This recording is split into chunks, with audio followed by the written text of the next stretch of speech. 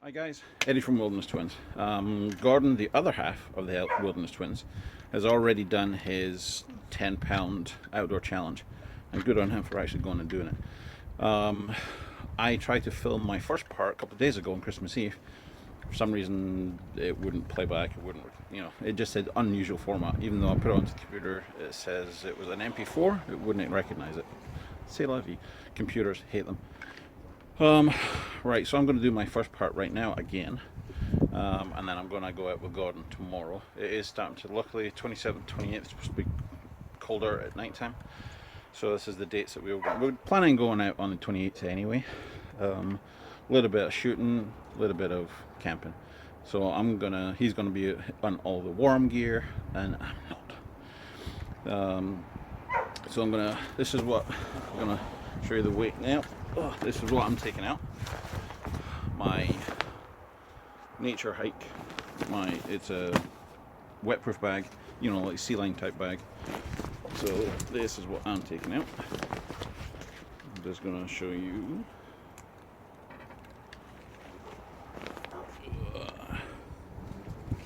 It is dead on, or just snag under 10 pounds.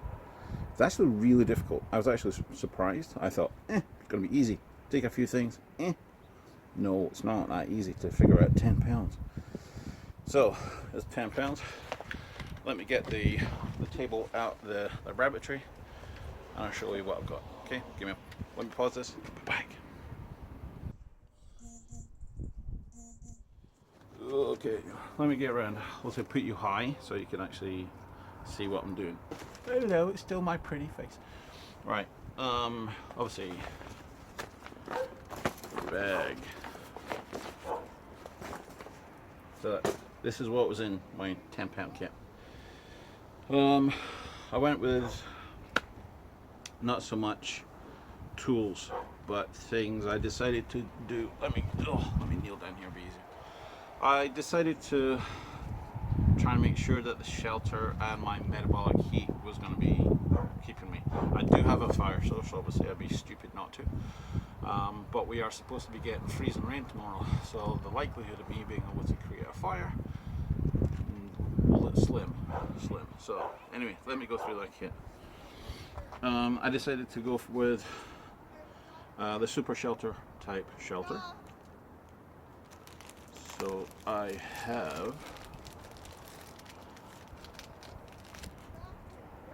a plastic drop cloth.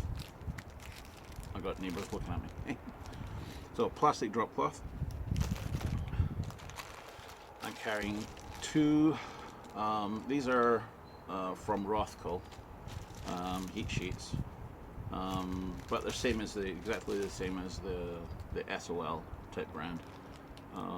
Slightly cheaper than SOL, but still the same type of plastic sheeting rather than the mylar, because you poke the mylar and it shreds into a million pieces. We all found that out. So 2-man size heat sheets. So that's those. Obviously this is a full size, 5.5 foot, 6 foot survival bag. Polythene. This is going to be my ground cloth to keep me hopefully warm. I'm going to fill this with debris, get me off the ground, and hopefully insulate from the ground, get that conduction kicked out. So hopefully the drop cloth will stop the convection, get the wind off me, and obviously the conduction via this. I was going to carry 3 garbage bags, but surprisingly enough, when you put in 2 or 3 of these, they weigh a couple of ounces each, and it actually was enough to put me over the 10 pounds. So I had to drop it down to 1 because I didn't want to leave the other things that were here. I could have left out the plastic tent pegs and cut them, but I just decided to go with the 1 plastic sheet and use the tent pegs. Save energy, because I'm going to need all the energy and whatever out there. So I'm tent pegs. Let's move this around. So that's my plastic sheets. This is actually the reason why I'm just taking one as well. Obviously I will have a rain gear, you know, just one. I'm just taking a rain jacket. I'm not taking pants. And the reason why I'm taking this is for rain gear. You know, I can actually cut the top off. Got a couple of those small slits up to the knees. Tie this around my waist. I tuck it into my pants, and I got really good rainwear that's going to keep my legs from getting wet. So that's the reason for this. Very light, much lighter than carrying a set of rain pants. Okay. Again, for the warmth side, I went for the warmers. These are toe warmers. So 6 individual toe warmers. Obviously, they're duals. Come in dual packs. You know, 2 of them at a time. Anybody in the outdoors carries these. And I'll tell you why I go for toe warmers instead of hand warmers. Toe warmers actually have a sticky substance to be able to stick to the base of your sock. The beauty of this is 2 goes in your socks, keep your toes warm, a must. Hate again, cold feet.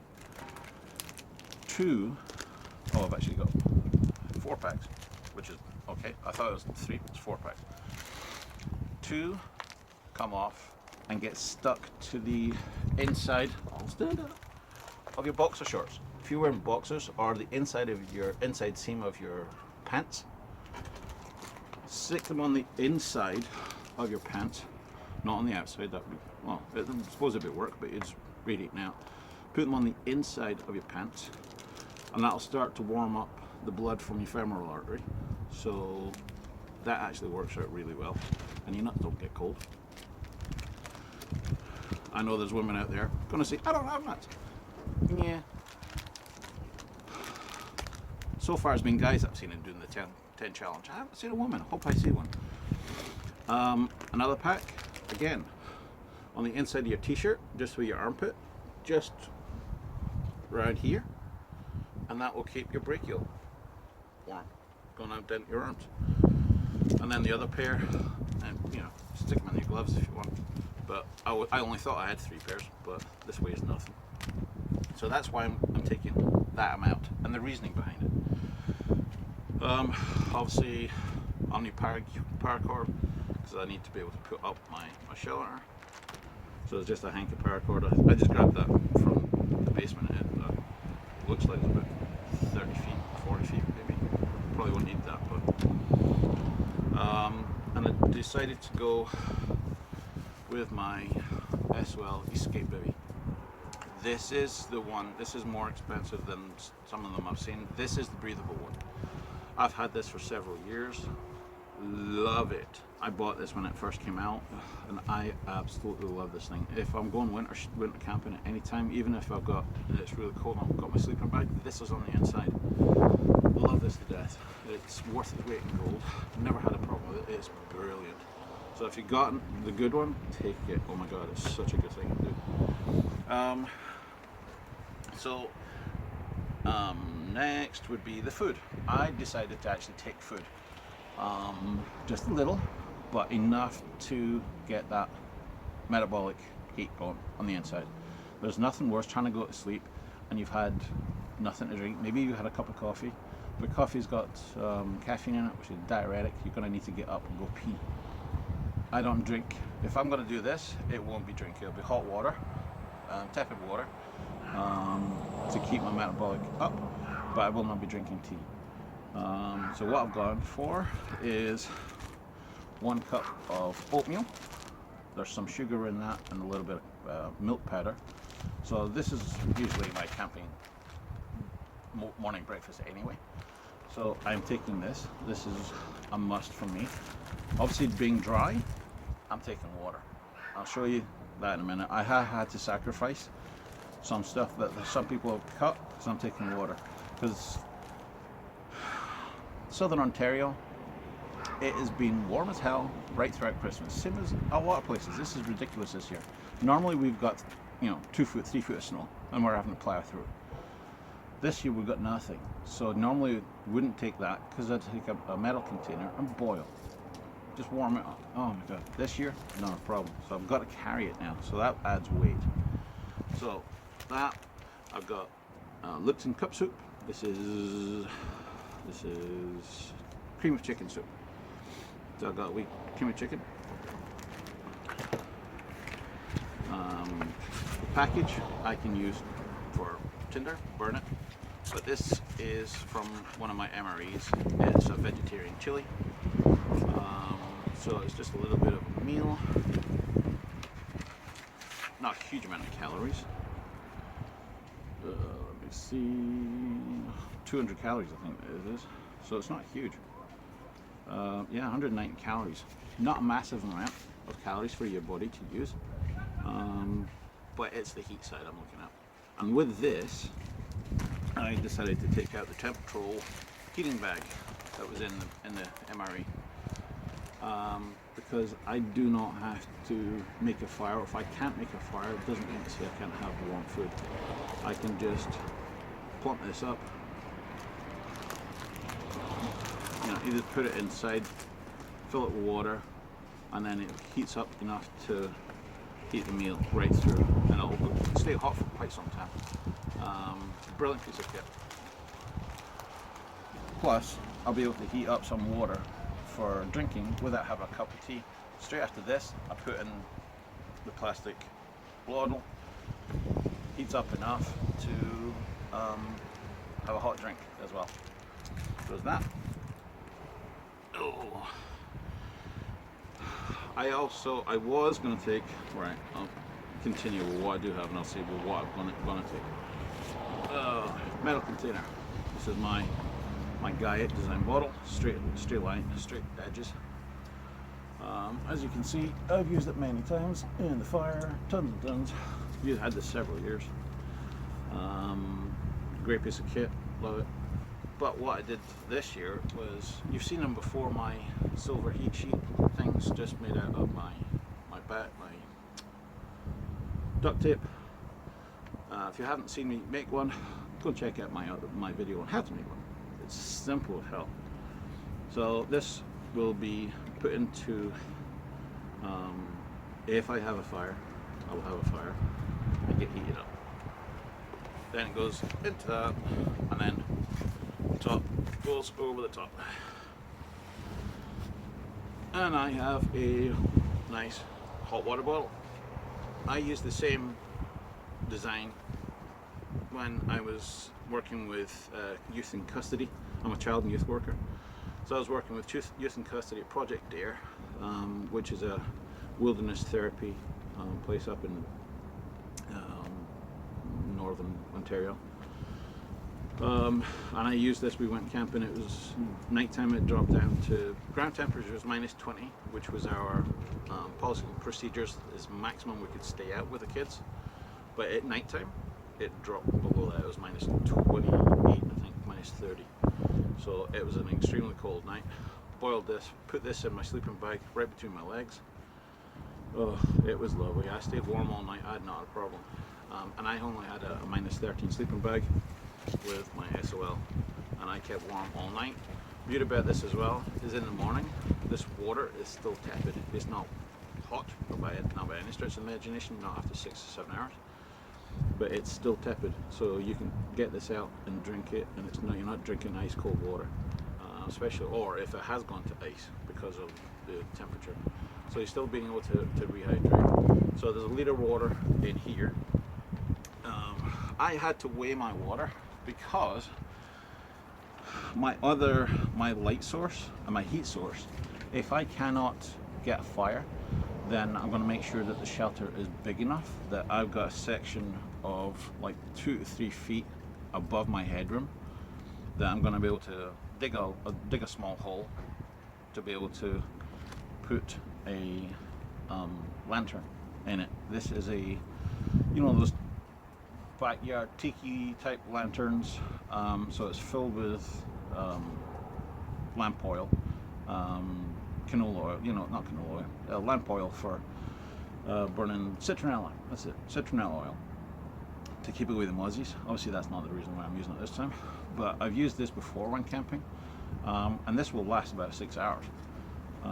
Obviously the longer you pull the wick, the more flame, the more it burn, but you don't need a thing. All I'm looking at is to increase the temperature inside the shelter just a little.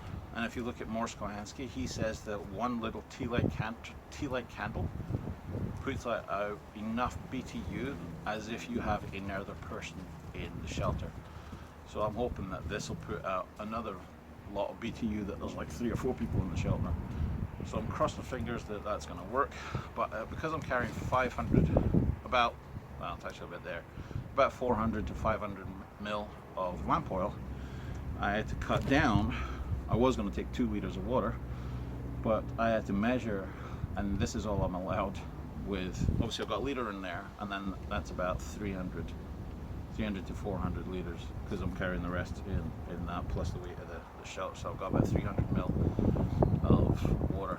But that's probably going to do a little bit of that, and that is probably going to be enough to cook my oatmeal. So I don't need my oatmeal any more than that, and then I'm just water to hydrate, especially warm water. And if I can't, I will get some sort of way of being able to just get a couple of small logs or whatever, put them around the lantern, and put this above the lantern. It's not going to come to a boil, or it would, but slowly. But I'm out there all night. But it's going to heat it enough that I can either drink it, or being able to heat it enough to about 80 degrees or whatever to get that into here to get a heat going on. No problem. So, my only other cutting tool is, and I'll show you my EDC. I did not go for a hatchet, did not go for a heavy knife or anything like that. The only thing I've got is my blender. Again, used it for many years, never let me down. Love this piece of kit. I know Gordon's got this big ass thing, and it's great. It cuts things down like in a heartbeat. And I probably will go and get one of those, because they're Alright, I'm gonna have to continue this again. I was talking about my backhoe, and the battery ran out. So tomorrow I'll actually be carrying, because I've got a Samsung Galaxy Note, which you can actually take out the batteries, I'll actually be carrying spare batteries, just in the off chance that it happens again. So I'll be carrying those tomorrow, because I've got to document this. And you look further away. I don't know why that is, but see, I'll just probably put it up. So yeah, so that's my only other cutting tool. Well, a little fib, because if anybody knows me, this is on my hip. You'll see this all the time. This is for my phone, which is, so that my phone is in there. This is my phone carrier, but my phone is being used for now. That's why I'm recording on this. So that's in there. The beauty about this is it is got a zip at the back. That's where I carry my wallet. So I'll just make sure that you know that is. See, lots of different stuff: wallets, credit cards, drive license, blah blah blah blah. My PL. But in here, because I work with kids' mental health, I'm not allowed to carry. I normally carry if I go out anywhere. If I'm going out in the woods, and I've got my Leatherman Wave on my hip. Can't do that when I'm working with kids in care, so if they pull that out, they've got a knife real fast. So I'm not allowed to use that. So I'm going to be going out there as if I've just come from work. So I'll be going out just as is. I'll have a sweater on, not this one probably. T-shirt, nothing underneath it. I'll have and I'll show you tomorrow what I'm actually wearing. Pair of pants and just a fleece jacket, and that's how I go to work. Even in the winter time, how I go to work. In my pocket, I've got a wool hat. I'll have a neck warmer and a pair of gloves, maybe even 2 pairs of gloves, because I usually layer them. You've seen that before. So that's what I'll wear tomorrow. So I'm not counting that in this gear because that's my normal carry. I'm not going to weigh a hat and gloves and stuff because you're going to be going out with that anyway. But in my pocket or in my pouch, this is a beautiful thing. I love this, and it's not big, it's not huge. So what I've got to carry on the EDC side is really small, just to get me, and that's the whole point. It's a tiny little thing to get me through it. So my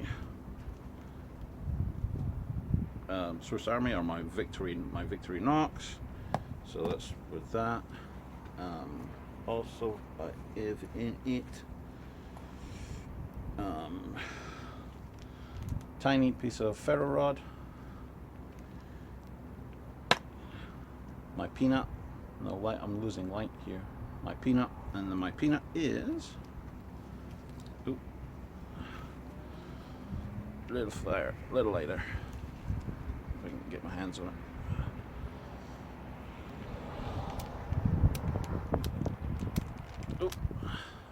That actually has to be. I'm glad I tested that before I went out. Looks like it's running out of fluid.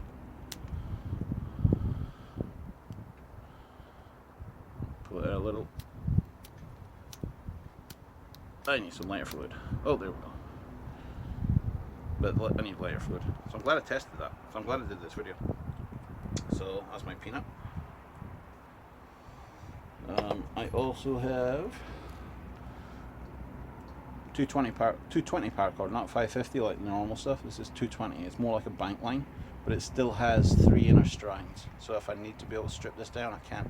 So it's about 40 feet of 220. A paracord needle, which maybe you guys haven't heard about. I'll show you one day what this is. You melt, basically, you know, when you melt the ends, you melt the end of the paracord to seal it. When you get that into a nice big blob, this is threaded, and then I can actually show you now, because you thread this on here into the needle like that, and instead of being cold fingers, you can, and you can actually sew, tie, makes knot tying a crap load easier when your hands are really cold. This makes your knot tying a shitload easier. Pardon my language. Oh my god, this is such a great tool. So I'll take that off. What else is in here? And the last two things: microlight flashlight.